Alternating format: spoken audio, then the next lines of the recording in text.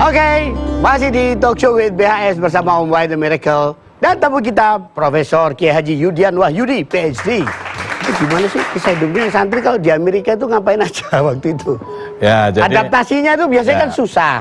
Itu yang pertama adaptasi begini ya, karena saya sebelum ke Amerika kan saya Kanada dulu. Oke. Kanada itu di kota Montreal kebetulan ini bilingual, Prancis sama Inggris. Nah, McGill University ini universitas berbahasa Inggris dan waktu itu tahun 96 ranking 10 dunia ya. Nah, jadi di situ banyak sekali kesulitan yang kita hadapi. Yang pertama tentu soal bahasa ya. Saya ini kan dari pesantren yang bahasa Arabnya jauh lebih baik daripada bahasa Inggris ya. Yang kedua, cara pendekatannya kita lebih berbicara tentang substansi Islamnya. Tapi kalau di Barat karena ini gurunya Yahudi, Kristen gitu ya, ada Islamnya juga. Nah, yang di situ Islam itu minoritas. Kita diajari melihat Islam itu seperti dalam sejarah. Kira-kira kalau bahasa hari ini lebih ke sejarah, sosiologi, politik, antropologi, bukan bicara teologinya. Kira-kira kalau bahasa hari ini. Nah, itu membutuhkan penyesuaian. Nah, terus yang kedua soal makan. Wah, makan ini sangat berat. Lagi makan. Ya, makan sangat berat. Saya makan pecel sama SKPC toh. Nah, itu. Di Jogja. Ya. Nah, jadi di sini akhirnya kita masak sendiri. Oh, masak sendiri? Akhirnya masak sendiri. Oh, alah. Nah, hemat ini. Iya. Mie instan lagi. Nah, itu dia. Iya, lagu lama. Nah, ya. Tapi begini, ada yang lucu karena kita ini kan tahun 91 itu masih teknologi belum maju amat ya. Kita biasa di kampung tahu-tahu masuk apartemen. Itu kan peralatannya sudah lengkap. Nah, kita goreng lombok. Itu kan bau kayak kebakaran itu. Cabai. Iya. Datang itu yang namanya tetangga. Bukan tetangga marah apa ini? Blangwir bahasa Indonesia. Oh, blangwir. Nah, firean itu. Oh, iya, fire. Nah, datang mereka itu. Alarm gitu. Iya, alarm kan bunyi. Wah, jadi kayak kebakaran dimarahi orang kita itu. Loh kan ininya bunyi kan itu. Iya. Sensitif ya itu ya. Iya. Terus? Ya sudah, kita mau apa kan dimarahi orang tapi nggak ditangkap karena tanda petik kecelakaan. Tapi setelah itu kan nggak berani lagi masak selambel apa itu, hati-hati sekali. Oh. Itu tradisi itu masih di Kanada ya, di Montreal ya. Di Amerika juga kurang lebih sama seperti itu. Iya, kalau di Amerika ya sudah teradaptasi. Kita kan udah di Kanada sebelumnya.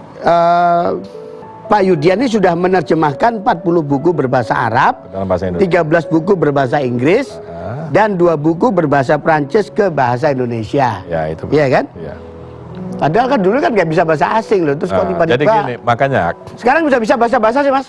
Kalau by training saya bisa Arab, Inggris, Prancis, Jerman. Arab, Inggris, Prancis, Jerman. Cuma Jerman ini yang terakhir saya pelajari dari semua bahasa tadi, sehingga karena habis itu tidak pernah dipakai, itu yang paling awal mulai hilang itu paling cuma ingat bedi kayak gitu ya. Oh, bedi. Nah, paling cuma ingat Auf Wiedersehen gitu ya.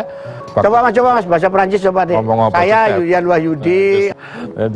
Yudian Wahyudi gitu kan. De suine abalik papan, ong 1960. Aku ngertinya croissant tok no. Ya. Croissant. Ada juga bikin buku, kalau bukunya beliau itu sudah pernah nulis buku Jihad Ilmiah. Iya benar Mas ya? Betul. Jihad Ilmiah dari Termas ke Harvard. Ya.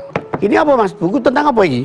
Jadi gini, buku Jihad Ilmiah itu pertama saya ingin menyampaikan kembali kepada umat Islam pesan bahwa jihad itu bukan qital. Ya, kalau qital itu perang ya fisik gitu. Qital. Tapi kalau jihad itu bisa dalam semua bidang. Yang intinya mencurahkan ya sekuat tenaga untuk melakukan perbaikan. Itu bisa dikatakan jihad. Nah, jadi belajar itu juga namanya jihad. Ya, orang yang berusaha mengikuti menaati lalu lintas itu juga jihad. Gitu. Nah, kenapa itu saya buat begitu? Karena hari-hari itu kita sering tertuduh sebagai kelompok jihadis dalam arti kelompok yang kitalis gitu. Nah, jangan, itu ada salah paham terhadap istilah. Nah, nanti ada lagi jihad akbar ya, yang lebih merupakan self control dari setiap orang. Itu satu maknanya. Yang kedua, dari Termas ke Harvard itu saya ingin memberikan inspirasi atau dorongan kepada kaum santri terutama. yang ijazahnya itu zaman saya kan tidak jelas ya, kalau sekarang sudah setara negeri gitu. Iya. Zaman saya kan ijazahnya itu masih lokal. ya. Jadi kalau kita optimis melihat ke depan, apalagi sekarang kita sudah punya pemerintah yang begini hebat itu cita-cita ke Harvard sekalipun itu sesuatu yang sebetulnya wajar saja. Nah, ini saya kasih gambaran di sini. Sekarang kita kembali ke Anda sebagai ketua atau kepala BPIP ya. Apa yang paling penting tugasnya, tupoksinya menjadi ketua BPIP? Ya, kalau itu sih sebenarnya membantu presiden ya dalam merumuskan arah kebijakan, sosialisasi, pengaruh utamaan Pancasila, ya mudahnya membumikan kembali Pancasila ya ke Republik Indonesia ini kira-kira ya, dengan ada unsur pendidikan. Ya. Jadi kira-kira menghidupkan kembali lah apa yang dulu pernah dibuang oleh bangsa ini.